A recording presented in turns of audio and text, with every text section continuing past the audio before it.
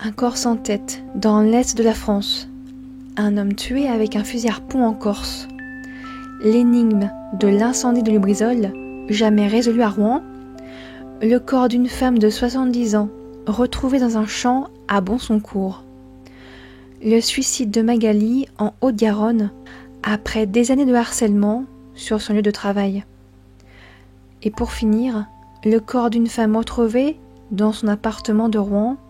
Une enquête est ouverte. Bienvenue à toutes et à tous, je suis Amanti et j'espère que vous allez bien. Bienvenue dans les vidéos du samedi dédiées au crime et disparitions.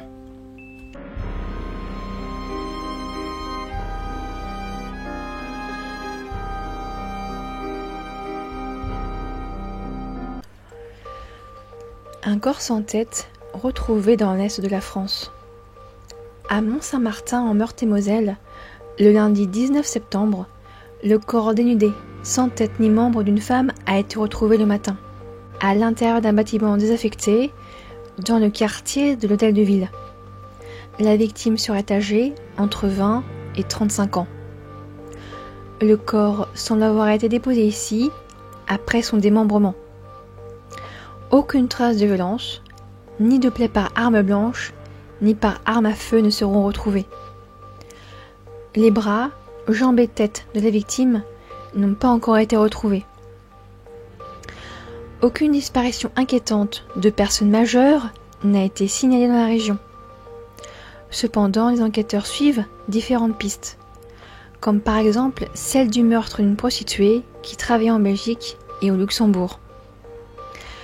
La victime porte sur elle un piercing au nombril et 2 tatouages. Un avec des étoiles et une inscription Kiko sur l'aine droite. Et le second, un poignard accompagné d'une rose sur le bas du dos. À ce jour, aucun lien n'a été fait avec une autre affaire, celle du corps d'un homme retrouvé sans tête à 50 km de là. Son corps a été retrouvé en forêt, à Moyeuvre-Grande, quelques jours avant la découverte du corps de la femme. L'homme, lui, est décédé depuis juin et retrouvé à l'état de squelette. Sa tête a soit été prise par des animaux, ou elle se serait simplement et naturellement détachée du corps. Dans son cas, la thèse du suicide est très probable. Pour le moment, aucune des victimes n'a été identifiée. Tué au fusil à harpon en Corse. Le vendredi 16 septembre, dans un camping de Lutiana, une commune de Corse, non loin de Bastia, un homme de 29 ans a été tué par un tir de harpon au thorax, des suites d'un conflit familial. Le tireur présumé, son demi-frère de 27 ans, a été placé en détention provisoire. Une enquête pour homicide volontaire a été ouverte. Selon le procureur de la République de Bastia, la famille partageait la gestion du camping. L'origine de l'incendie de Lubrizol peut être jamais connue. Ceux qui vivent ou vivaient à Rouen s'en souviennent.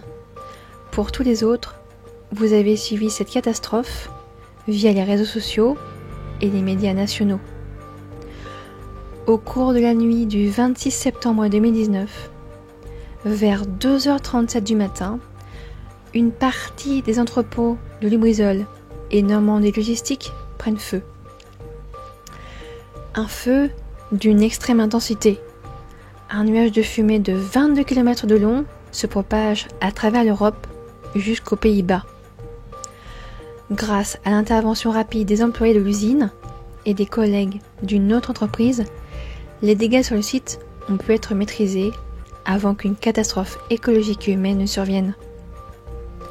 Car l'usine stocke des matériaux très dangereux. Une en particulier, le pentasulfure de phosphore, une substance inflammable au contact de l'air et de l'eau qui émet des fumées toxiques. Je cite, « Des milliers de personnes seraient mortes, c'est avéré. Ça aurait généré un gaz mortel si les salariés n'étaient pas intervenus. La cinquantaine de fûts stockés seront déplacés par les salariés pendant plus d'1 heure. Les pompiers, eux, s'attellent à une toute autre tâche, tenter de stopper l'incendie qui se propage. Ils seront 247 au total dans les moments les plus critiques. Après 12 heures de combat, le feu est circonscrit. L'enquête commence. En tout, ce sont 30 000 mètres carrés et 9 500 tonnes de produits chimiques qui ont brûlé en quelques heures.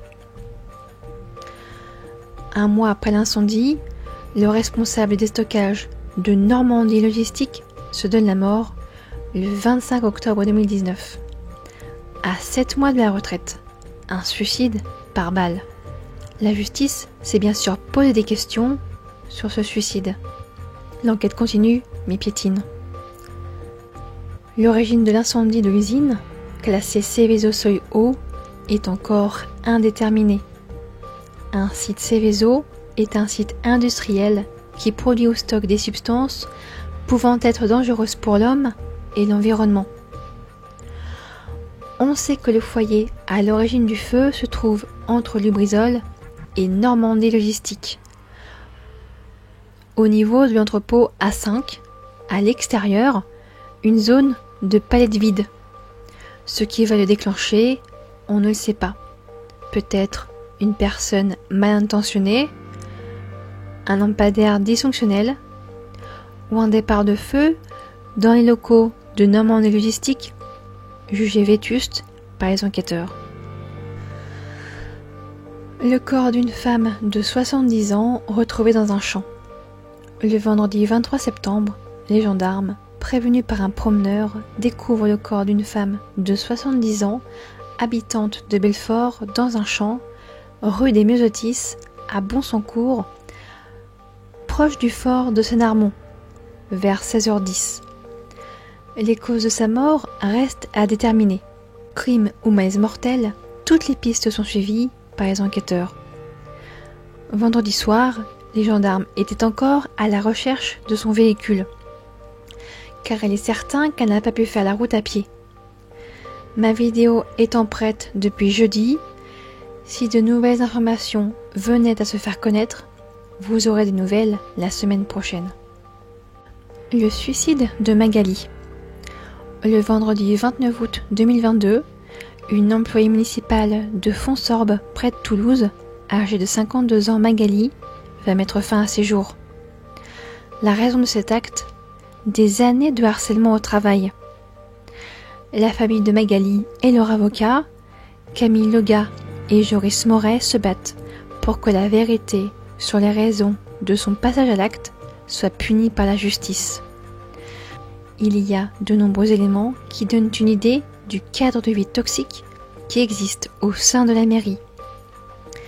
Je cite l'avocate de la famille, Camille Loga.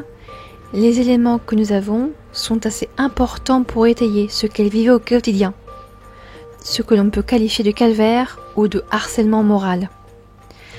Magali tenait un journal de toutes ses humiliations quotidiennes et elle donne les noms de ses harceleurs.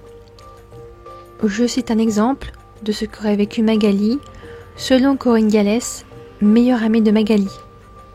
Un soir, au moment de partir, le mari de la responsable de service entretien de la commune lui aurait foncé dessus en voiture en donnant un coup de volant au dernier moment pour l'éviter, simplement pour lui faire peur. La situation toxique à la mairie ne toucherait pas que Magali, mais une vingtaine d'autres salariés. Surcharge de travail, dénigrement, propos homophobes et j'en passe. L'enquête continue. Si vous aussi, le harcèlement au travail vous touche, ou touche à un autre salarié, je vous renvoie au site du service public qui donne les recours possibles en cas de harcèlement au travail, ainsi qu'un numéro de téléphone, le 116 006. Si des idées noires vous traversent et que vous souhaitez en parler à une personne qui sera à votre écoute, le 3114 peut vous sauver dans les moments les plus sombres. Le corps d'une femme retrouvée dans son logement de Rouen, une enquête ouverte. Le mercredi 21 septembre, le corps d'une femme de 57 ans est retrouvé dans son domicile de Rouen, route du Mail, par les pompiers. Elle aurait reçu de nombreux coups de couteau. Une enquête pour homicide volontaire a été ouverte. Selon les voisins, elle vivait seule, mais son fils de 17 ans passait la nuit chez elle de temps en temps. La femme était victime de violences conjugales, selon le témoignage de certains voisins. Un homme est interpellé le lendemain, le 22 septembre, et placé en garde à vue. Le 26, l'homme de 59 ans a été mis en examen et placé en détention provisoire. Il est suspecté de meurtre en récidive, car condamné en 2013 à 16 ans de détention criminelle.